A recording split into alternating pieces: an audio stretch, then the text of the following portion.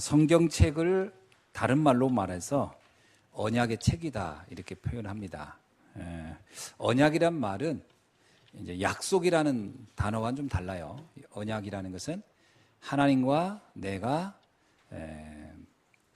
계약을 체결한 겁니다. 그래서 성경에는 구약, 신약이랄 때 그 약자가 그 언약의 약자입니다. 그래서 성경책은 언약의 책이다. 그 언약은 하나님이 택한 백성과 맺은 약속이죠. 그래서 저와 여러분이 이 약속의 주인공인 줄로 믿습니다. 그럼 하나님은 어떤 언약을 체결했느냐? 구약 성경을 보면은 그 하나님 이스라엘 백성을 부를 때 그 약속을 설명하기 위해서 표현하는 것이 절기입니다. 그 절기를 왜 만들었냐면 그 언약을 기억하게 하기 위한 거였어요. 그 대표적인 절기가 세 가지가 있습니다. 하나는 유월절, 오순절, 수장절입니다. 그러면 이 오순절이 뭐지요? 여러분 잘 아시잖아요. 오순절은 출애굽을 할 때 피를 발랐을 때 나온 사건입니다. 그럼 그 얘기가 뭐냐면 너의 인생의 모든 저주와 재앙을 내가 이 피 언약, 오실 그리스도를 통해서 내가 너를 구원하겠다. 그게 약속입니다. 그러니까 하나님이 우리와 맺은 약속 중에 가장 큰 약속이 그리스도를 보내겠다는 약속입니다. 그죠? 그리스도를 보내겠다. 그리고 또 한 가지 약속이 뭐냐면 오순절이에요. 오순절은 뭐냐면 내가 너와 함께 하겠다는 겁니다. 동행하겠다는 거예요. 창조주가 인간과 함께 하겠다는 거예요. 이거는 우리 인간에게는 어마어마한 축복인 거죠. 우리를 구원해 주실 뿐만 아니라 우리와 영원히 동행하겠다라는 게 오순절이에요. 그 다음에 수장절은 뭐냐면 우리의 미래가 걱정할 게 없다는 겁니다. 사람들은 죽기 전까지의 삶에 대해서 관심이 있죠. 그런데 죽은 이후를 우리가 어떻게 해야 될지 모르니까 죽음 이후는 우리의 영역 밖에 있다 보니까 두려워합니다. 그 도대체 어떻게 될까? 그걸 잘 몰라요. 그래서 나름대로 착하고 바르게 살아야 되나? 이런 여러 가지 우리가 생각해내면서 미래를 나름 준비합니다. 그런데 성경에서 뭐라고 하냐면 수장절이 그거예요. 너의 미래도 내가 다 보장해놨다. 걱정하지 말라. 이런 얘기입니다. 이게 이 언약이 요 세 가지를 통해서 구약은 계속 우리에게 설명해 주는 겁니다. 그러면 신약은 뭘까요? 신약은 드디어 이렇게 약속한 세 가지의 그 언약이 성취됐다는 것을 얘기하는 겁니다. 어떻게 성취됐냐? 갈보리산에서 이루어졌다는 겁니다.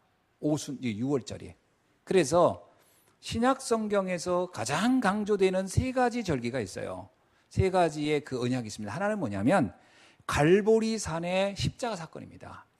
그래서 우리는 그날을 부활절 해서 이렇게 지키잖아요.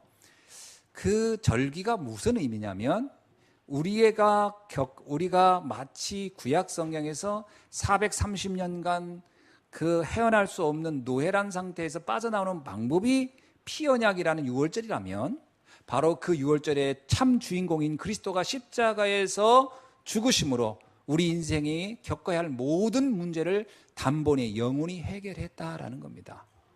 그러니까 이 갈보리산 언약이 정말 믿어지면 어떻게 될까요? 아무것도 사실 걱정할 게 없는 겁니다. 그러면 지금 문제는요. 그 문제도 사실은 착각하면 안 돼요. 그 문제가 아니고 하나님의 놀라운 축복을 이루기 위한 전환점의 사건으로 우리에게 그것을 깨닫도록 하게 주는 거기 때문에 문제를 문제로 보면 그때는 사실 갈보리산의 언약이 확인되지 않습니다. 그래서 문제를 보지 않아야 돼요. 왜냐? 그건 그냥 막연하게 낙천적으로 긍정적으로 보란 말이 아니라 하나님께서 그리스도를 통하여 우리의 인생 모든 문제를 근원적인 문제를 끝냈다는 걸 믿으라는 거거든요. 그래서 예수님이 십자가에서 죽으실 때 요한복음 19장 30절에서 뭐라고 하냐면 난 다 이루었다. 다 이루었단 말은 다 끝냈다는 겁니다. 어떤 거요? 구약 성경에서 얘기했던 그 모든 예언이 또 그 모든 문제를 다 끝냈다는 거예요. 구약 성경의 가장 큰 문제는 뭐죠? 인간이 하나님 떠난 근원적 문제였어요.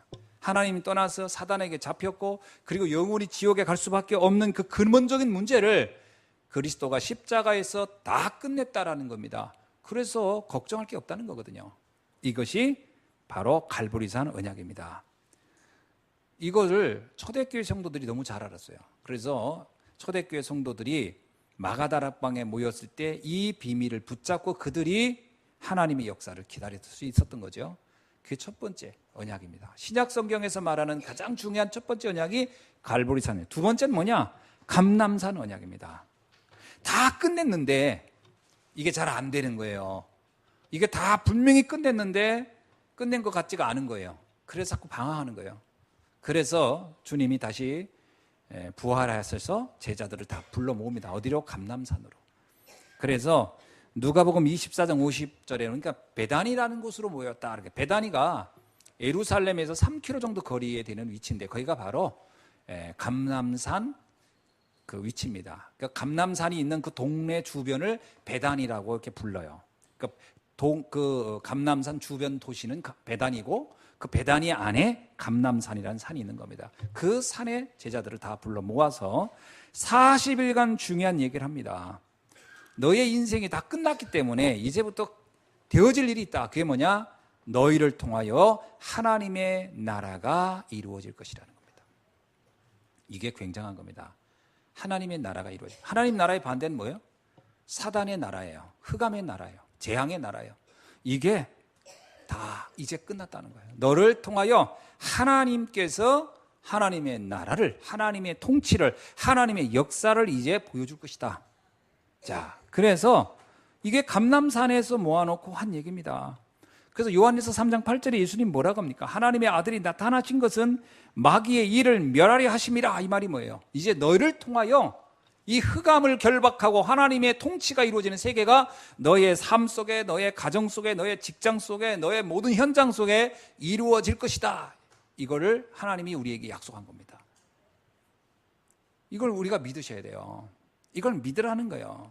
믿으면 뭐라고 나오죠? 이걸 믿어야 하나님의 영광을 보게 될 것이다. 이렇게 얘기합니다. 이걸 믿으시는 겁니다. 그래서 이걸 믿었던 사람이 누구냐? 빌립이라는 사람이에요. 빌립이라는 사람이 사도행전 8장 4절로 8절에 보니까 빌립이 이 언약을 믿고 자기가 이 복음을 들고 사마리아 성으로 내려갑니다. 그리고 사마리아 성에 내려가서 그리스도를 백성에게 전파하니 많은 사람들에게 붙었던 더러운 귀신들이 크게 소리 지르며 나가고 또 많은 중풍병자와 못 걷는 사람들이 나으니 그 성에 큰 기쁨이 있더라. 하나님의 나라가 임하는 것을 실제로 체험한 겁니다. 누가요? 빌립이. 야, 이게 정말 되는 거구나. 여러분도 한번 시도해 보세요. 한번 시도해 보세요. 여러분의 현장에 복음을 증거해 보세요. 그냥 안 들으면 어떡하냐고요. 증거된 것만큼 응답입니다. 네, 증거된 것만큼 응답이에요. 그러니까 빛을 비치면 그 사람이 변화되든 그 환경이 변화되든 변화가 일어납니다. 아멘이죠? 예, 그 사람이 제자가 안 돼도 상관없어요. 여러분이 이 하나님의 나라를 선포한 것 때문에 그 사람은 여러분 덕분에 큰 응답을 누리게 될 겁니다. 가만히 생각해 보세요. 내가 복음을 정말 누리고 있고 내 주변 사람 중에 별로 복음을 모르는데 이 사람들 삶이 좀 평안한 것 같아. 그게 바로 지금 하나님 나라를 여러분이 체험하고 있는 거예요. 그 사람 교회도 안 나오는데 혜택을 보고 있는 겁니다. 큰 나무 밑에 가면 그 나무 심지도 않았지만 그 그늘 밑에 가 있으면 시원하게 그 혜택을 보는 것처럼 그러니까 여러분 주변에 있는 사람은 여러분의 혜택을 보고 있는 거예요. 그럼 여러분 떠나면 어떻게 될까요? 그분? 보나 마나요. 문제는 계속 올 겁니다. 그러니까 잘 몰라도 옆에 자꾸 있도록 해주세요. 이렇게 꼬셔서라도 그냥 있어라. 그냥 내가 부담 주지 않을 테니까 내 주변에 붙어만 있어라. 여러분에게 붙어 있게 만드셔야 돼요. 그게 사는 길입니다. 그 사람들이 그렇게 살아야 돼요. 그러니까 여러분이 직장을 갈 때는요 이렇게 생각했는데 이 직장 나 때문에 이제 복 받겠구나 이래야 됩니다. 그게 맞아요. 사실은 여러분이 가면 그 현장이 변화가 되어 있습니다. 그걸 어떻게 할 수 있습니까? 여러분이 정말로 갈보리산의 언약과 감람산의 언약이 명확하다면 그 현장은 변하게 되어 있는 겁니다. 그건 뭘 해서가 아니에요. 빛이 그냥 비치는 것이지 빛이 뭘 하는 게 아닙니다. 그냥 비치면 돼요. 그럼 어떻게 비친단 말입니까? 복음을 누리고 계시고 복음을 누리면 돼요. 여러분이 속지 않으면 돼요. 어떤 상황이 와도 속지 않으면 됩니다. 그리고 어떻게 해요? 복음이 필요한 사람에게 복음을 증거하면 됩니다. 그것만 하고 계세요. 그러면 목사님 전 증거하기가 너무 어려운데 그럼 누리고 계세요.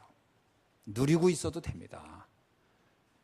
왜냐하면요, 여러분이 누리고 있으면 사람들이 알아봐요. 이 사람이 시달리고 있는지 아닌지 알아본다니까요. 금방 알아봅니다. 시달리고 있으면 어떻게 돼요?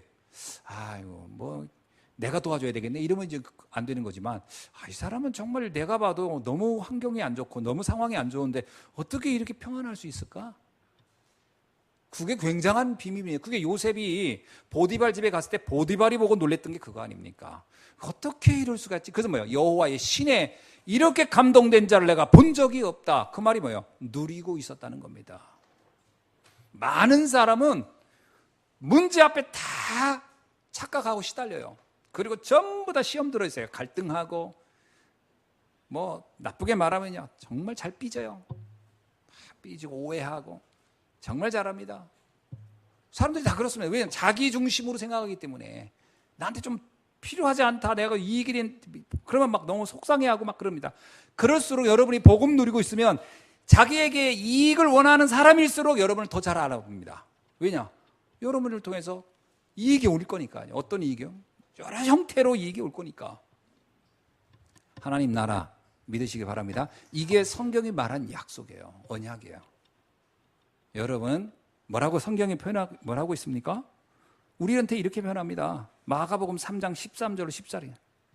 또 산에 오르사 자기가 원하는 자를 부르시니 나온지라 이는 그들을 12를 세우셨으니 이는 자기와 함께 있게 하시고 또 보내사 전도도 하며 귀신을 내어 쫓는 권능도 가지게 하려 하심이라라. 여러분에게는 흑암을 쫓아낼 능력이 이미 하나님이 주신 줄로 믿습니다. 그 제자들이 깜짝 놀랐잖아요. 2명씩 가가지고 복음 전해놓고 와가지고 보내요. 주님 우리가 가서 복음 전했는데 막 귀신 들린 자들이 변화되고 놀라운 일이. 주님이 오라고 당연한 거 아니냐? 당연한 겁니다. 빛이 있기 때문에. 믿으시길 주의 이름으로 축원합니다. 예. 자, 이 일을 위하여 하나님이 우리를 영세전에 예정하시고 정확한 시간표에 장소에 때에 부르신 줄로 믿습니다. 이건 놓고 부르신 거거든요. 그래서 이걸 정확히 깨달았던 사람들이 성경에 나와 있는 믿음의 사람들입니다. 그 사람들이 우리가 다른 점은 딱 하나밖에 없어요. 뭐냐? 이 비밀을 믿었던, 그래서 믿음의 영웅들이다 이렇게 표현하는 거예요. 믿은 거예요. 이 사실을 확증한 거예요. 오늘 이 말씀을 확증받기를 주의 이름으로 축원합니다. 세 번째는 뭐냐? 마가다락방입니다. 이 마가다락방 언약은 어떤 거냐면 드디어 제자들이 이것을 믿고 나서입니다. 이제 그리스도가 모든 걸 결론 냈구나. 그리고 우리가 가는 것 하나님 나라가 임하게 돼 있구나. 그때 그들이 깨달은 겁니다. 그럼 우리가 할 게 뭘까? 믿고 기도하는 거구나. 그렇습니다. 믿고 기도하는 거예요. 기도는 뭔지 아십니까? 하나님의 사실적인 역사와 하나님이 나와 함께 한다는 게 믿지 않으면 기도는 될 수가 없어요. 그죠? 누가 기도합니까? 그거 믿지 않고 하는 기도야말로 그건 정말 노동이지. 어떤 사람이 기도는 노동이다 하는데 그게 왜 노동이냐면 안 믿어지는데 하려고 해보세요. 얼마나 힘든가. 아무도 안 듣는데 또 가서 말하라고 해보세요. 여기 있는 사람 아무도 안 들어. 근데 나보고 가서 말하라고 그래. 그거 힘들어요? 안 힘들어요? 그거 한 30분 떠들어보세요. 아무도 안 듣는 데 가서 혼자. 그같이 어려운 건 없어요. 자, 내가 노래를 불러. 근데 노래를 아무도 못 알아듣는 사람한테 내 불러. 힘들까요? 안 힘들까요? 굉장한 노동입니다, 그건. 근데 내가 하는 말을 다 알아들어요. 그리고 반응이 있어. 반응하고 노래하고 하는 게 즐겁게 안 즐겁게? 즐겁지. 그래서 우리나라에 그 떼창이라고 아세요? 떼창? 떼지어서 반응한다도 떼창이더만. 막 외국인 가수들이 오면 막 같이 막 이렇게 동조해 주는 거잖아요. 그 내가 보면 신기해. 그 한국말 또 제대로 못하는 애들이 어떻게 영어는 다 따라하는지. 한국말도 못 알아듣는 경우 많아요. 무슨 말 해도 뭐 엉뚱한 말하고 그런 애들이 많은데 그 영어 다 알아듣고 막 떼창을 해요. 예, 떼져가지고 난리지. 그러면 이 가수들이 흥분이 돼가지고 더 열심히 부르잖아요. 그전에 막 알아줬다 이거지. 세상도 그런 겁니다. 기도는 언제든지 하나님이 내 기도를 알아주거든요. 그게 이해되어야 기도가 쉬운 거예요. 그래서 마가다락방은 뭐냐면 그게 믿어진 사람들의 기도예요. 그들이 뭐라고 하냐면 1장 14절에 보니까 그들이 오로지 기도에 힘썼다. 가능한 얘기입니까? 그렇습니다. 믿어지니까요. 그 예수님이 약속합니다. 성령의 충만함이 임하게 될 것이다. 그게 마가다락방의 언약의 비밀입니다. 진짜로 이제 기다리고 있으면, 하나님 나라가 임할 걸 믿고 기다리고 있으면, 그 기다림은 막연한 기다림이 아닙니다. 되어질 걸 기다리는 거죠. 자, 여러분이 여러분의 가정에서, 직장에서, 현장에서 반드시 변할 걸 믿고 있어요. 그러면 그 기다림이 흥미롭겠어요? 아니면 지루하겠어요? 흥미롭죠. 변할 거니까. 그럼 그때 내가 기다림을 뭘 하라? 기도하고 기다리라는 거예요. 기도하면서. 그러면 반드시 하나님이 오순절의 대역사를 보게 될 것이다. 근데 이걸 잘 모르는 거죠. 안 해요. 이게 언약입니다. 언약은 뭐예요? 하나님이 내 사이에 계약이 체결돼 있어요. 그렇게 하면 그렇게 응답하겠다는 거예요. 계약이라는 게 뭐예요? 반드시 그렇게 이행하겠다는 약조 아닙니까? 약속. 그렇게 약속한 거예요. 그리스도는 너의 모든 문제를 끝낼 것이고, 하나님 나라는 임해질 것이고, 성령께서 너와 함께 할 것이고, 너의 모든 길을 열어가실 것이다. 이 하나님 나라의 역사를 이루는 게 내 힘으로 되는 게 아니고 하나님이 하신다라는 거예요. 성령으로. 스가랴 4장 6절에서 뭐라고 얘기합니까? 스가랴가 여호와께서 수르바벨에게 하신 말씀이니라. 만군의 여호와께서 말씀하시되 이는 힘으로도 되지 아니하고 능으로도 되지 아니하며 오직 나의 영으로 되느니라. 이게 언제 한 얘기냐면요, 수르바벨이 70년 만에 포로에서 풀려나와요. 그래서 수르바벨이 이스라엘 백성을 이끌고 옵니다. 그들은요 70년간 포로 생활하다 왔으니 뭐 가지고 있는 게 뭐가 있습니까? 노예로 포로로 가 있었는 게 자기 재산이라는 게 아무것도 없어요. 그리고 그들이 이제 이스라엘 땅으로 돌아옵니다. 그런데 돌아오는 수르바벨에게 하나님이 뭐라고 하냐면 가거든 성전을 재건하라는 거예요. 그러니까 백성들에게 말해요. 성전을 재건하라고 합니다. 하나님이. 그러니까 백성들이 걱정이 태산인 거예요. 아니 아무것도 없는데요. 우리는 재산이 아무것도 없는데요. 그 난리가 난 거예요. 그때 주신 말씀입니다. 이건 너의 힘으로도 될 수 없고 너의 능력으로도 가능하지 않다. 그렇죠? 힘으로도 될 수 없는 것이고 능력으로도 가능한 게 아니다. 오직 여호와의 영으로만 가능한 것이니라. 하나님께 정말 믿고 기다려봐라. 어떻게 되는지. 나중에요, 수르바벨이 가서 재건하려고 하는데 절 안 돼요. 그럼 막 고민하고 있고, 근데 기도하면서 수르바벨은 어떤 일이 있었냐? 놀라운 것은요, 바벨론의 이제 그걸 장악한 페르시아의 왕이 이제 다시 3차 포로들을 보내면서 가서 성전을 재건할 재산과 재물을 다 보내는 거예요. 놀랍죠? 하나님이 영이 그 왕의 마음을 바꿔놓은 거예요. 그러니까 자기들은 우리 힘으로 이게 가능하냐 하고 난리쳤는데 하나님은 가장 큰 부자를, 아니 최고 강대국 왕이면 제일 부자 아닙니까? 그 사람 마음을 움직여서 재건하게끔 보냈다는 거예요. 그러니까 수르바벨이 이걸 믿고 있었다니까요. 다른 백성 아무도 안 믿었지만 이건 너의 힘으로도 아니고 너의 능으로도 아니다. 오직 여호와의 영으로 가능한 것이니라. 성령의 역사. 그러니까 여러분, 어떻게 이런 일이 일어납니까? 그건 내 생각이지요. 그건 내 걱정이지. 하나님의 능력을, 그것이 걱정거리도 아니에요. 80세 모세가 출애굽을 어떻게 성공시켰습니까? 그 80세 노인 모세의 능력입니까? 그 사람의 힘입니까? 아니에요. 그래서 모세도 그랬잖아요. 난 못한다고요. 이게 가능한 게 아닙니다. 그랬어요. 하나님 뭐라고 그냥 내가 하겠다 그러는 거예요. 내가 그 일을 하겠다. 너는 그냥 믿고 가기만 해라. 그게 우리가요 기다리는 겁니다. 여러분이 이 믿음이 있어지길 주의 이름 축원합니다. 이게 하나님의 약속이라는 거예요. 그게 마가다락방의 약속이에요. 이거를 누가 믿었냐? 초대교회 성도들이 믿은 거예요. 어떻게 해요? 너희를 통하여 예루살렘, 유다, 사마리아 땅끝까지 이르는 나의 복음의 증인이 되게 하리라. 아니 마가다락방에 모이는 사람이 다 거지들이에요. 오늘 말하면 거지들만 모였어요. 거기에 아무 재단도 없어요. 근데 그들한테 예수님이 마지막 승천하면서 한 얘기가 뭐냐면 너희들이 전 세계를 다 변화시킬 것이다 라는 거예요. 믿어지지가 않는 거지. 그런데 이들이 믿은 거예요. 뭘? 성령의 충만함을 받으면, 성령의 역사가 하면 반드시 그건 되겠구나. 실제로요, 빌립이 사마리아 내려갔어요. 그 얘기는 간단한 얘기가 아닙니다. 사마리아 사람은 이스라엘 사람이 오는 걸 원치도 않고요, 만나지도 않아요. 예수님이 사마리아 수가성 갔을 때 여자가 뭐라 했어요? 왜 유대인이 여기까지 왔습니까? 하면서요, 굉장히 경계하고 싫어했거든요. 그럼 빌립이 가가지고 만약에 복음을 전한다? 일단 여러 가지로 이게 말이 안 되는 현장이에요. 근데 어떻게 됐습니까? 실제로 사마리아 사람 다 변해버렸어요. 그 성에 큰 기쁨이 있다. 누가 한 겁니까? 빌립의 재능입니까? 빌립의 말빨인가요? 아니에요. 주의 성령이 그들의 마음을 바꾼 거예요. 그러니까 빌립은 뭘 믿은 거예요? 하나님이 하실 걸 믿고 간 거예요. 믿음이 역사, 사랑의 수고, 그죠? 소망의 인내요. 믿음의 역사를 본 거라니까요. 여러분이 마가다락방의 언약을 믿으시길 주의 이름으로 축원합니다. 진짜로 됐다. 지금 여러분 혹시 목사님 이거는 절대 불가능한 겁니다 라는 게 있습니까? 각자? 한 번씩 일어나서 내 절대 불가능을 한 번씩 고백시키면 뭐 있겠죠? 절대 불가능. 그게 믿음으로 절대 가능으로 바뀌는 역사가 일어날 줄로 믿습니다. 모세가 홍해 앞에 있을 때 그건 절대 불가능한 일이죠.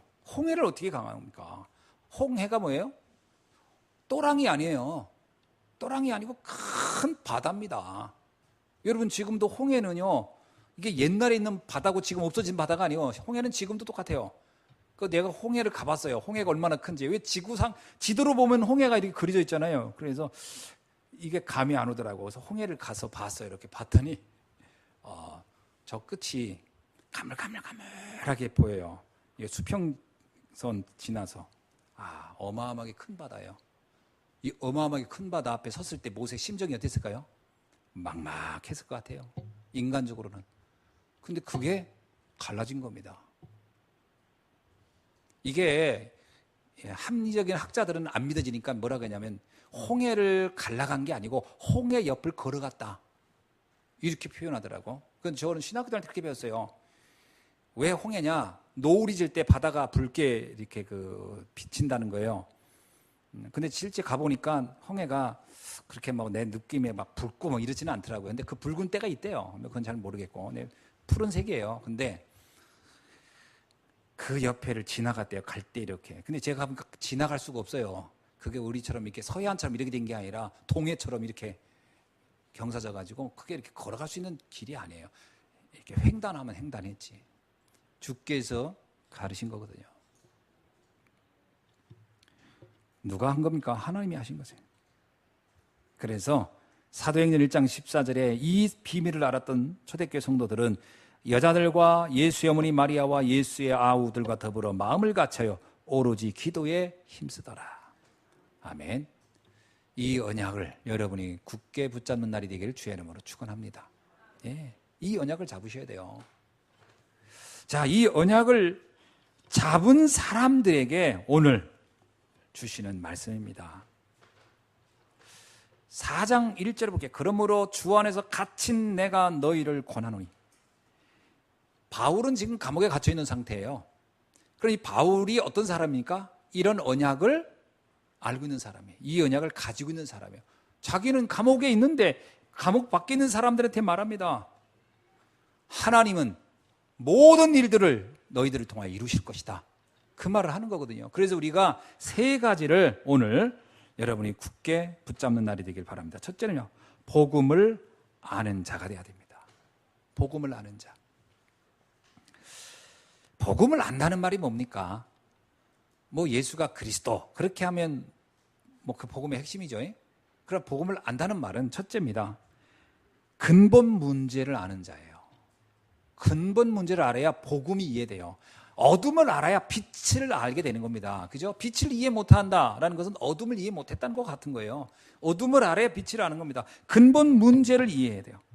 눈에 보이지 않게 세상을 장악하고 있는 사단의 올무, 재앙의 함정, 지옥의 틀 속에 모든 사람이 잡혀 있다는 게 보여야 합니다. 이건 윤리 도덕적인 문제를 얘기하는 게 아니에요. 완전히 하나님을 떠난 인간의 상태를 여러분이 이해해야 돼요. 인간은 원래 영적 존재잖아요. 태어날 때부터. 인간은 원래 창조될 때부터 영적 존재로 창조했어요. 저와 여러분은 원래 하나님의 형상을 지녔던 존재들이에요. 그 뭐냐? 우리 안에 영적 세계가 존재해 있었다는 거죠. 인간만 하나님과 소통할 수 있는 영적 영역이 인간에게 있었다는 거예요. 그렇죠? 인간에게만 영혼이라는 게 존재하는 거 아닙니까? 동물은 없어요. 그래서 동물 이렇게 놓고서 세례해달라고 하는, 지금 유럽에서는 동물 세례도 있다더라고요. 동물 세례도 있고, 또 동물 결혼식도 주례사를 목사한테 부탁한대요. 그래서 동물 결혼을, 이제는 우리 옛날에 그랬잖아요. 그냥 이렇게 접붙인다고 그랬나? 뭐 했는데, 지금은 결혼을 시키는데, 결혼을. 결혼시키는데, 결혼식. 그것도 이렇게 목사가 이렇게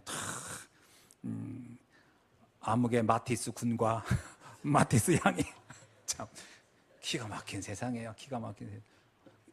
인간이 아니기 때문에 영혼이 없습니다. 개는 인간을 이렇게 즐겁게 조롱해 주다가 이제 죽는 게 그 사명 다 하는 거고요. 본질이 그렇다는 얘기예요. 동물과 인간은 본질상 다른 겁니다. 다른 거예요. 인간에겐 영적 존재. 하나님의 형상대로 우리를 창조했단 말은 굉장한 거예요. 그 인간이 하나님을 떠남으로 인해서 생긴 문제라는 것은 간단한 문제가 아닌 거예요. 이거는 거의 치명적이고 가장 모든 문제의 출발점인 거예요. 그래서 이거를 설명하기 위해서 적절한 게 없나 따지다가 한 거예요. 물고기가 물 밖에 나오면 어떻게 되겠냐. 이런 더위에. 이 더위에 물고기가 물 밖에 딱 나와서, 물속이 너무 추워. 그래 나와서. 물만 먹다 보니까 너무 지루해. 뭐 다른 거 먹을 수 없을까 하고 나와서. 그 물고기 어떻게 돼요? 죽는 정도가 아니지. 세상에서 가장 끔찍한 경험을 한번 하고 가는 거지. 그런 거예요. 나무가 흙 속에 빠져나왔다. 어떻게 되겠어요? 나무가 흙 속에 지렁이도 있고 근질근질해서 못 살겠어. 난 밖으로 나와야 되겠어. 나도 그 아스팔트 위에서 살고 싶어. 그리고 나와요. 그 나무 어떻게 되겠습니까? 원래 창조 원리에 따라서 물고기가 물속에, 나무는 흙 속에 있도록 창조했다는 거 아닌가? 원리 자체가 하나님 창조 원리가 아닌가? 인간도 원리 자체가 하나님과 함께하도록 창조했다는 거예요. 그럼 그게 분리되면 어떻게 돼요? 그건 끔찍한 거예요. 그게 모든 문제. 그래서 성경이 나오는 거예요. 아담과 하와 부부 그렇게 좋았어요. 사이 내 뼈 중에 뼈, 살 중에 살 어마어마했습니다. 아이고 하여튼 그런 사람 있잖아요. 연애하다가 남자가 하면 실연하고 여자가 죽겠다 그래서 그런 단계. 근데 그런 사람 한 2, 3년 살다 보면 어떡해요? 내 이 인간 때문에 못 살겠다고 그렇게 나오잖아요.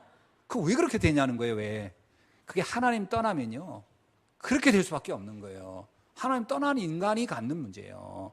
그렇게 사랑하다 그렇게 저 인간 하나 죽었으면 좋겠다고 바뀌는 이유가 그게 뭐냐면 본질적인 문제가 있는 거예요.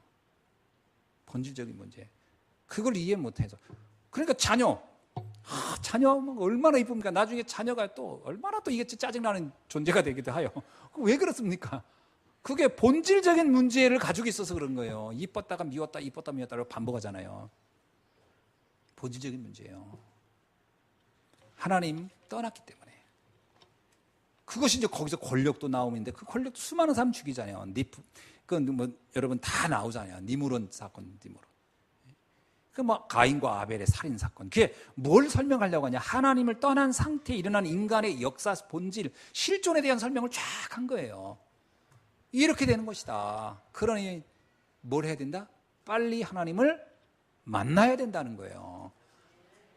시급한 거예요. 한시급한 거예요. 물고기가 물 밖에 나오면 한시라도 빨리 물속에 들어가야 돼요. 그러니까 유럽의 어느 나라 보니까 고래가 잘못해가지고 물 밖에 나왔더라고. 모래 톱에 걸쳐가지고.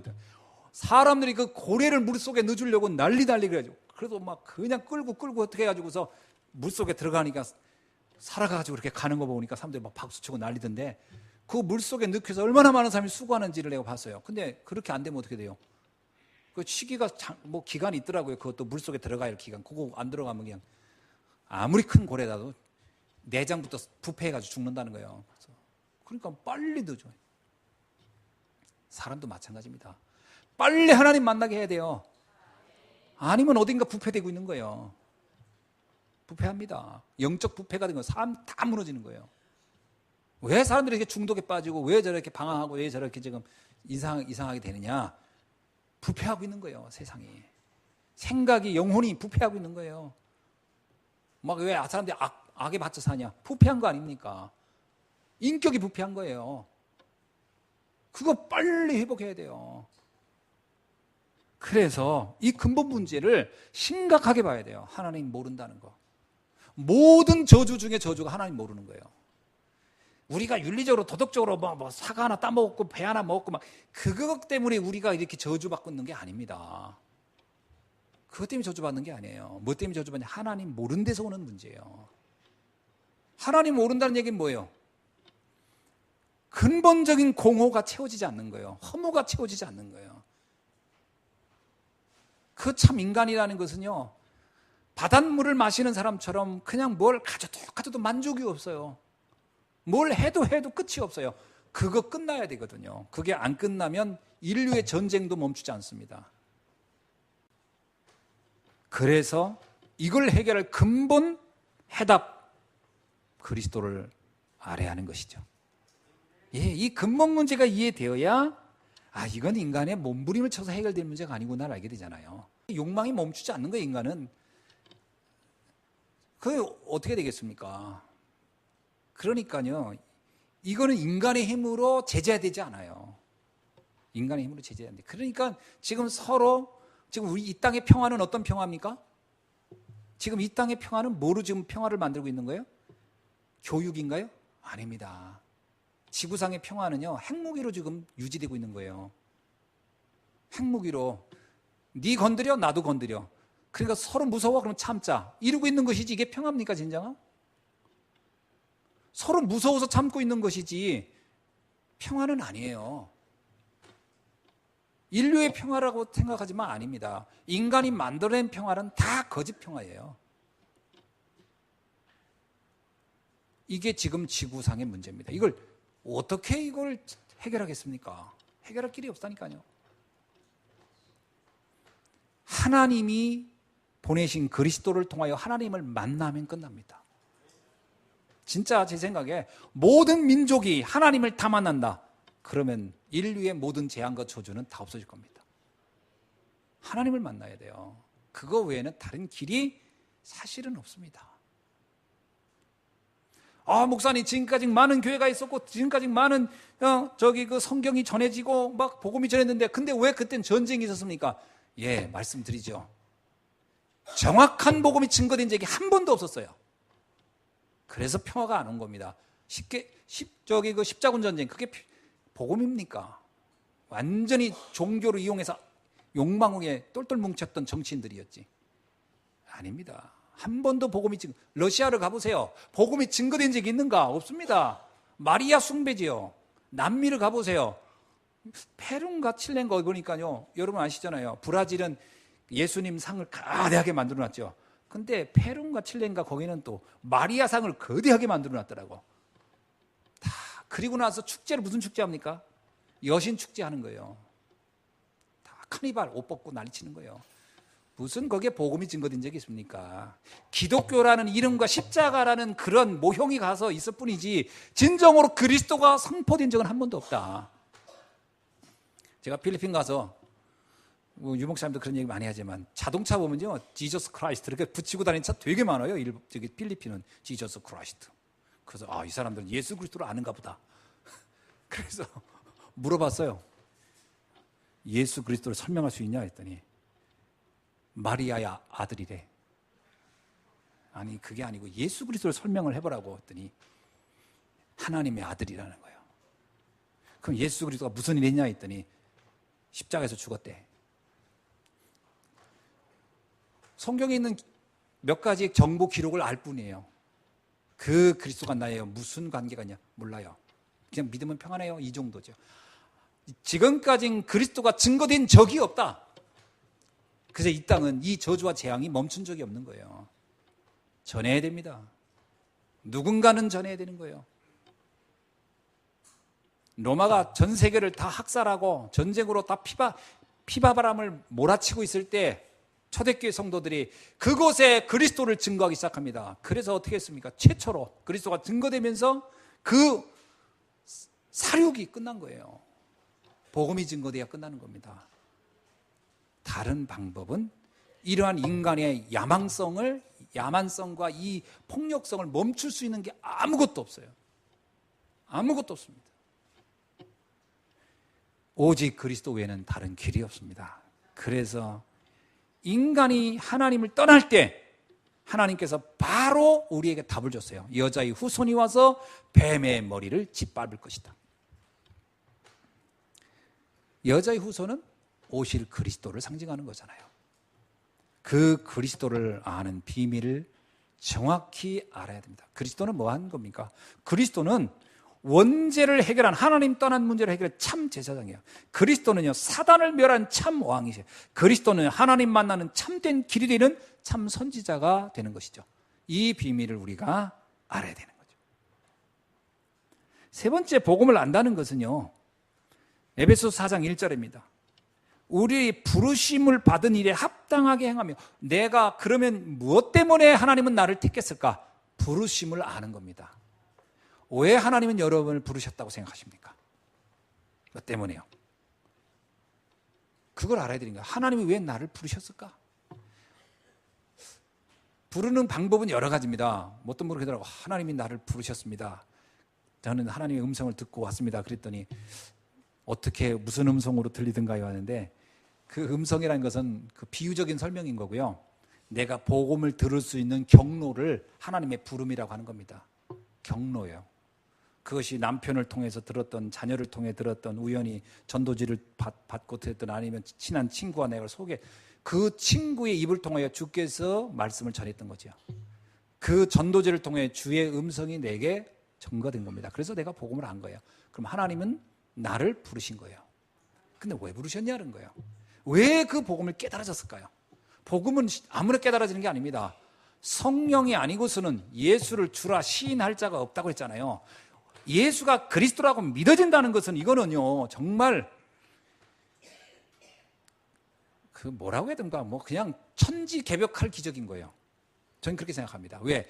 70억 인구 중에 이 복음을 아는 사람이 몇 명이 되겠습니까? 지금 지구상에 가장 많이 인쇄된 게 성경책이에요. 가장 많이 알려지는 게 기독교에 대한 이야기입니다. 그러나 복음을 아는 사람이 과연 얼마나 될까요? 그래서 복음을 안다는 것은 기적이에요, 기적. 대낮에 벼락 맞을 확률도 굉장히 높아요. 근데 이거는 벼락도 안 떨어졌는데 벼락 맞은 사람처럼 확률이, 그것도 밖에 나가 있지도 않고 집 안에 있는데 벼락 맞았다 그러면 얼마나 확률이 높아요. 그 정도의 높은 확률로 우리는 복음을 안 거라고 봐야 돼요. 어떻게 이럴 수가 있을까요? 그럼 왜 하나님 나를 불렀을까요? 부른 이유가 있습니다. 재앙막난 이 시대 살리라는 거예요. 여러분 주변을 잠깐만 둘러보세요. 그리고 좀만 관심 있게 보세요. 사람들의 상태가 어떻게 살고 있나? 어떻게 살고 있습니까? 행복합니까? 감사로 가득합니까? 기쁨으로 충만한가요? 그런 단어들은요, 소설 속에만 나와요. 사람들이 쓰는 감사, 기쁨, 행복, 이런 단어는 소설에만 등장하는 단어예요. 실제는 어떤 단어를 사용하죠? 힘들어 죽겠다. 정말 사는 게 정말 악몽이다. 다 그러고 있습니다. 하루하루가 정말 힘들다. 못 살겠다. 피곤하다. 어렵다. 지친다. 그게 지금 우리 주변에 있는 모든 사람들의 영적 상태예요. 삶의 상태가 그렇다니까요. 그거를 어떻게 하라고요? 살리라는 거예요. 복음으로. 근데 참 그렇잖아요. 나만 혼자 행복한데 내 주변에 있는 전부 다 죽겠다고 하면 내 삶이 어떨 것 같아요? 여러분이 움직이는 곳에 나는 괜찮아. 근데 내 주변 다 죽겠다고 해. 그럼 나도 참 피곤해요. 그거 보는 것도. 그죠? 그 사람들하고 대화하는 것도 피곤해요. 그잖아. 나는 행복한데 만나는 사람마다 다 죽겠다고 해보세요. 그럼 나는 아주 짜증나요, 나중에. 그 나중에 나도 모르게, 이거 왜 이러지? 그러니까 나를 살리기 위해서도 복음 전하셔야 돼. 그 여러분과 통하는 사람 좀 만들으세요. 다 주변에 좀.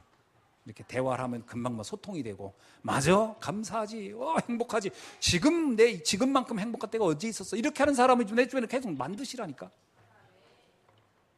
그거 하셔야 되잖아요. 만나는 사람마다 다 얼굴이 다 온유월에 지금 이 밖에 있는 그 무슨 풀뿌리처럼 다 죽어가고 있는 사람들을 만난다면 나 역시 행복할 수가 없어요.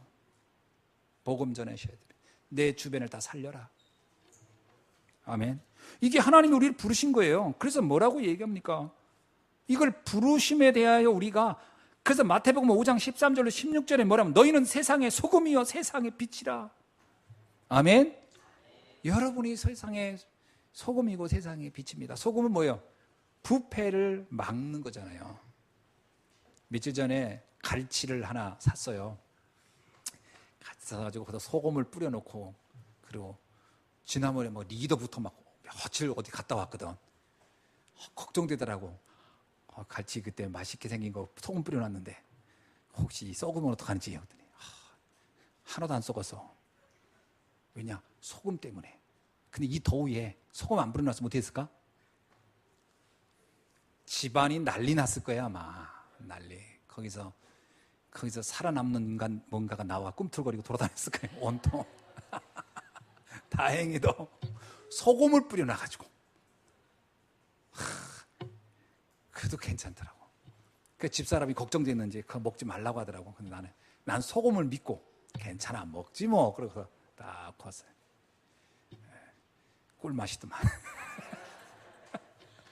여러분, 소금이라는 것은요, 이 부패를 막는데 어마어마한 힘이 있는 거고, 여러분이 세상의 소금이래요. 재앙으로 빠져가는, 아까 했잖아요, 부패해 간다고 세상이. 이걸 막는 사람들이란 말이에요. 어마어마한. 그래서 여러분을 부르신 거예요. 내가 복음을 알았다는 것은 엄청난 겁니다. 다 지금 죽어가는 세상을 살리라는 거 아닙니까? 옆 사람한테 인사하세요. 당신이 소금이군요. 소금입니다. 잘 보세요. 어떤 영적 소금. 그게 믿어지셔야 돼요. 그리고 넌 세상의 빛이라. 사람들 다 캄캄함 속에 헤매고 있습니다. 사람들이 뭐 어떻게 해야 될지 몰라요. 다 방황하고 있어. 그러니까 TV에서 누가 하나 나오면 막 저거 하면 되는가 보다 하고. 왜? 캄캄하니까. 몰라요. 누가 책 하나 쓰면 그게 다인 줄 알아요. 이 캄캄하니까. 근데 우리를 보내면 너희는 세상의 빛이라. 베드로전서 2장 9절에 뭐라고 합니까? 너희는 택하신 족속의 왕같은 제사장들이요 거룩한 나라요 그의 소유가 된 백성이니 이는 너희를 어두운 데서 불러내어 그의 기이한 빛, 생명의 빛, 창조의 빛을 들어 이는 아름다운 덕을 전 세계에 선포하려고 너를 부르신 것이다. 아멘. 이게 저와 여러분이 부름을 받은 이유인 줄로 믿습니다. 너무 멋지잖아요. 이것만 생각해도 너무 가슴 뛰어지지 않습니까? 야, 내가 이런 사람이야? 지금까지는 이걸 이해 못했다면 이럴 겁니다. 나같이 부족한 사람이, 나같이 능력 없는 사람이 뭘 하냐? 아닙니다. 그건 내 수준과 아무 상관없이 주의 능력께서 함께하면서 그 일을 하게 하겠다는 건데요. 그러면 상관이 없는 거죠. 네 번째는 뭐냐? 그래서 기도 응답의 비밀을 아는 사람인 겁니다. 그래서 우리가 할 것은 사실 기도밖에 없어요. 전도도 하는 거라기보다는 되어지는 겁니다. 그렇잖아요. 안 듣겠다는 사람한테 예수 믿으세요. 그거는요, 하는 나도 힘들지만 듣는 그 사람을 괴롭히는 거예요. 그건 그 사람을 너무 힘들게 만드는 게 그게 아닙니다. 기도를 통하여 마음의 문이 열리면 전도는 되어지게 돼 있어요. 그래서 루디아의 마음을 바울이 열었다가 아닙니다. 주께서 루디아의 마음을 여사 바울의 말을 청종하게 하시며 라고 그랬어요. 바울이 한 게 뭐예요? 루디아를 붙잡고 설득한 게 아니고요, 하나님께 기도한 거예요. 여러분, 우리가 복음을 아는 사람은요, 기도의 그 능력을 압니다. 여러분, 진짜 복음을 아는 사람은 기도를 알아요. 여러분이 기도의 맛을 체험할 수 있길 주의 이름으로 축원합니다. 하나님이 하시는 걸 보길 바랍니다. 그래서 기도는 한마디로 말하면요, 나의 한계를 뛰어넘는 힘이다. 기도는 나의 한계를 뛰어넘는 힘이에요. 여러분, 한계가 있습니까? 그렇다면 기도하세요. 그럼 여러분이 한계를 뛰어넘게 될 것입니다. 자, 두 번째는 뭐냐? 아까는 복음을 아는 자라면 두 번째는 복음을 가진 자입니다. 매일 확인해야 돼요.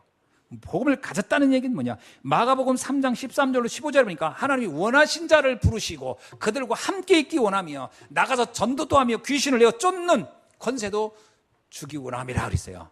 하나님이 가장 원하는 게 뭐냐면요, 복음을 가진 자가 늘 확인할 게 뭐냐? 아, 주님이 나와 함께 하고 있구나를 확인하는 겁니다. 아멘. 복음을 가진 자는요, 영적의 비밀을 압니다. 영접하는 자 그의 이름을 믿는 자들은 하나님의 자녀가 되는 권세를 주셨느니 하나님의 자녀가 되는 비밀, 내가 자녀가 됐음을 아는 거예요. 정체성 발견입니다. 저와 여러분은 육신적으로는 아무개의 자녀고 아무개의 뭐 이렇게 자손이고 하겠지만 영적으로는 하나님의 자녀인 줄로 믿습니다. 이게 복음을 가진 자예요. 내가 누군지를 정확히 발견하는 거예요. 내가 누구냐? 하나님의 자녀. 나는 렘넌트, 시대 살릴, 서밋, 이렇게 자기를 정체성을 정확히 아셔야 되는 거거든요. 이게 복음 가진 자의 모습입니다. 이건 어떻게 한다? 매일 확인해야 돼요. 그 다음에요, 에베소 4장 2절에 뭐라고 합니까? 모든 겸손과 온유로 하고 오래 참음으로 사랑 가운데서 서로 용납하고 평안의 매로 줄로 성령이 하나 되게 하신 것을 힘써 지키라. 이게 진짜 하나님이 나와 함께하고 내가 하나님 자녀가 된다면요, 세상 사람들을 대할 때, 세상의 어떤 문제 사건을 대할 때 이렇게 가능한 겁니다. 그죠? 이게 가능한 겁니다. 진짜로 이 내가 누구냐가 흔들리면 매사가 힘들어지는 거예요. 그러나 내 정체성이 명확해지면 웬만한 것은 아무렇지도 않은 겁니다. 여러분, 왕자가 가난하다고 해서 힘들어합니까? 아니죠. 왕자는 가난한 게 아니죠. 언제든지 내가 사람만 부르면 먹을 수 있는데, 그러니까 부자가 그 냉장고에 음식이 없는 것 같고 가난한 사람이 냉장고에 음식이 없는 건 다른 거예요. 부자가 냉장고에 음식이 없는 건 뭐예요? 다이어트 하는 거예요. 그렇잖아요. 부자가 냉장고에 음식이 없는 건 자기가 다이어트를 하는 거잖아요. 다이어트는 밥을 안 먹으면서도 그 사람은 상처 안 받습니다. 괴롭거나. 왜냐? 언제든지 내가 먹을 수 있는 사람이 안 먹는 거니까. 그러나 먹을 능력이 없고 먹을 게 없는데 냉장고에 음식이 없어요. 그럼 어떻게 돼요? 가난한 사람이 냉장고에 음식이 없으면 어떻게 돼요? 그날부터 시달려요. 잠자리도 시달리고 꿈자리도 뒤숭숭하고. 그 옛날에 그러잖아요. 가난한 사람들은 그 쌀독에 쌀이 가득 있고 저기 뭡니까? 저기 구공탄 그거 꽉 차놓으면 뿌듯했다고. 그거 없는 사람은 그런 겁니다. 있는 사람은 없어도 상관이 없는 거예요. 내가 어떻게 해서 겸손할 수 있고 온유할 수 있고 오래 참을 수 있고 용납할 수 있고 평안할 수 있습니까? 나는 세상에 갖지 못한 최고의 것을 가졌기 때문에 상관이 없는 거예요. 그게 이해되셔야 돼요. 하나님의 자녀. 내 인생의 모든 것들이 보장되었고 끝났구나. 그러면 아무 문제 안 되는 거예요. 이게 복음을 가진 자의 태도입니다. 그 복음을 정말 가진 자는요, 예민할 수가 없어요. 예민할 이유가 없습니다. 뭘 예민합니까? 그냥 그런가 보다 하고 넘어가고. 안 되면 안 되는데 축복이고 되면 되는데 응답이고 그런 거 아닙니까? 가진 자는 어떤 사람이냐? 사도행전 3장 6절 베드로 요한처럼 살릴 수 있는 사람이에요. 안전뱅이한테 말합니다. 베드로 요한이 내게 있는 건 네게 주노니. 그래서 가진 사람만 줄 수가 있어요. 가진 사람. 전도는 누가 하느냐? 가진 사람이 하는 거예요. 아무나 전도하는 게 아니에요. 가진 사람만 전도하는 거예요. 갖지 않은 사람이 전도한다? 그건 사람을 시달리게 하는 거예요. 없는데 자꾸 있는 척하는 거니까. 그걸 뭐라고 합니까? 그거는 과장된 것이고 그건 사람을 사기치는 거예요. 잘못하면 내가 없는데 말한다. 그건 영적인 사기예요. 가진 걸 주는 겁니다. 가진 걸. 진짜 복음으로 행복해야 살릴 수 있어요. 진짜 복음으로 결론 내야 살릴 수 있는 거죠. 세 번째, 이제 복음을 누리는 자입니다. 복음은 매일 체험할 게 있어요. 에베소 4장 1절, 바울이 감옥에 갇혔는데 이런 말을 합니다. 뭐라고 하냐면요, 만물을 충만케 하시는 그분으로 나는 행복하다는 거예요. 복음을 누리는 자는 어떤 사람이냐? 자기의 환경, 상황 아무 상관없이 그게 자유로운 사람이에요. 이게 복음을 누리는 사람입니다. 여러분의 환경에 대해서 어떻게 생각합니까? 예민해지게 반응한다? 그럼 지금 복음이 누려지지 않고 있는 거예요. 요셉을 보세요. 예민하게 반응하는 모습이 하나도 안 나와요. 다윗을 보세요. 예민하지가 않습니다. 아니, 도망가려고 하는데 시므이가 막 욕을 해요. 보통 왕 같으면 저놈을 잡아다 죽여라 그랬을 거예요. 취했다고. 그게 뭐냐면 복음 없는 인간이 권력을 다 가져도요, 예민한 거예요. 늘 불안한 거예요. 그러나 진짜 언약을 샀다. 예민할 필요가 없어요. 아무 문제 없어요. 존다. 그러면 피곤해서 그런가 보다. 침대 갔다가 늦도록 해라. 그러면 되는 거 아니에요. 그 피로 다 풀고 나면 또 와서 또 회의하면 되는 거 아니에요. 그걸 졸았다고 죽여버리고, 그 참 보통 예민한 사람이 아닌 거지. 복음 없어서 그런 거죠. 환경과 상황과 상관이 없다는 거예요. 에베소 4장 4절로 6절, 교회를 통하여 누리라는 거예요. 교회는 하나 되는 교회예요. 여러분, 교회를 이해 못해가지고 사람들이 시험을 많이 들더라고요. 교회에서 상처받고 교회에서 뭐 시험 들고 하는데, 왜 그러냐? 교회를 이해 못해서. 교회는요, 우리는 다양한 문제를 가지고 온 겁니다. 왜? 치유받으려고, 회복되고 응답받으려고 온 거예요. 그러나 교회는 어떤 거냐? 주도 한 분이요, 믿음도 한 분이요, 세례도 한 분이요, 하나님도 한 분이요, 그 한 분이신 하나님이 주인이신 거예요. 그게 교회입니다. 그래서 그 하나님이 우리를 불렀어요. 그러면 이 모든 성도들은, 그 사람이 연약하든 부족하든 다 하나님의 소중한 자녀인 거예요. 그거를 그렇게 이해되어야 됩니다. 그리고 우리는 서로 이루어가고 있는 공동체구나, 되어져 가는 겁니다. 뭐 많이 고장난 차는 고치는 시간이 오래 걸리고 조금 고장난 차는 금방 고치는 것처럼, 우리 개개인의 삶도 배경도 환경도 다 다르니까, 많이 고장난 사람이 상처가 깊을 수 있고 배경이 안 좋아, 그런 기다려주면 되는 거예요. 언젠가 다 회복되게 돼 있는 거예요. 그래서 교회가 이해돼야 돼요. 누리는 사람은 교회의 축복을 누릴 수 있다. 이 복음이 이해 안 되면요, 교회 와서 상처받더라고. 너무 안타까운 거지요. 그 어떤 사람은 병원에 가서 시험 들어가지고 치료 안 받고 오는 사람도 있더라고. 의사 인상이 안 좋다고. 인상 안 좋은 건 상관없어요. 그 사람이 잘만 고치면 되는 건데. 인상 보고 우리가 병원 가나?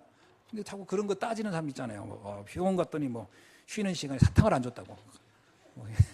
뭐 이렇게 시험 들기 시작하고, 뭐 간호사가 막 불친절하다. 간호사가 내 병 고쳐주나요?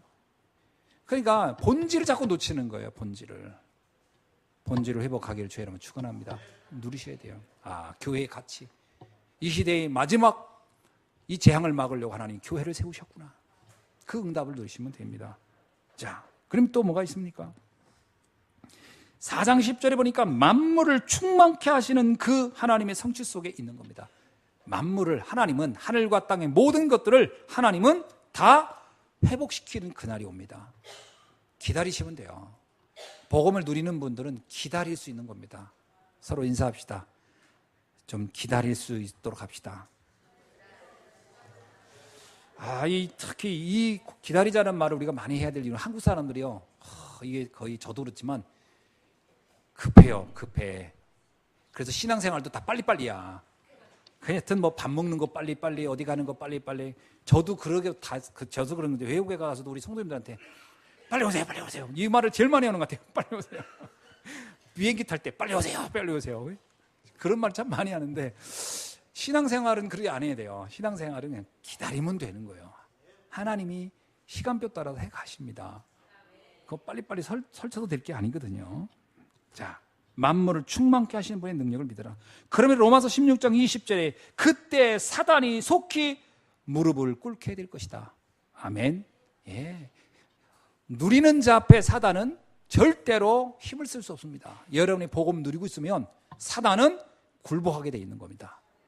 요셉을 그렇게 공격하려 했던 흑암, 다 그 무릎을 꿇어버렸어요. 다윗을 그렇게 공격하려고 했던 흑암, 다윗 앞에 다 무릎을 꿇어버렸어요. 오늘 여러분을 공격하려는 흑암의 모든 세력은 여러분 복음을 누리고 있는 동안에 여러분의 발 앞에 속히 무릎 꿇는 역사가 일어날 줄로 믿습니다. 자, 말씀을 맺습니다. 저와 여러분은 시대 살리기 위해서, 미래 재앙 막기 위해서 하나님이 부르셨어요. 그래서 미래를 치유할 서밋이 저와 여러분인 줄로 믿습니다. 이번 WRC 큰 제목이 그거였어요. 미래 치유할 서밋. 여러분, 미래를 치유할 사람들인 거예요. 저와 여러분은 미래를 치유할 사람들입니다. 다가올 시대, 요한계시록을 보면 알아요. 앞으로 큰 재앙의 때가 올 것이다. 그걸 누가 막겠습니까? 저와 여러분이 가진 복음으로만 막을 수 있는 줄로 믿습니다. 그래서 앞에서 말씀드렸던 이 갈보리산, 감난산, 마가다라방의 언약을 여러분이 굳게 붙잡기를 주의 이름으로 축원합니다. 그 안에서 하나님이 준 비전이 보일 겁니다. 이것을 하라는 거구나. 그 안에서 여러분의 꿈을 꾸시기 바랍니다. 그 꿈을 꾸세요. 그러면 그 꿈을 가지고 여러분이 이미지를 만드세요. 구체적인 상을 만드세요. 이게 하나님이 나를 통해 하실 일이구나. 그렇다면 반드시 여러분을 통해 프랙티스라는 실천하는 그 일들이 작은 것부터 하나씩 하나씩 만들어질 것입니다. 그때 여러분은 요셉처럼, 그리고 다윗처럼, 바울처럼, 로마서 16장의 사람들처럼 시대를 바꾸는 축복자가 될 줄로 믿습니다. 기도하겠습니다. 하나님 감사합니다. 부르심을 받은 자의 증거를 오늘 주신 말씀으로 다시 한번 확인하게 하시니 감사합니다. 오늘 주신 말씀처럼 정말로 복음을 아는 자, 복음을 가진 자, 복음을 누리는 자의 축복을 날마다 우리의 현장에서 체험케 하옵소서. 살아계신 주 예수 그리스도의 이름으로 기도하옵나이다.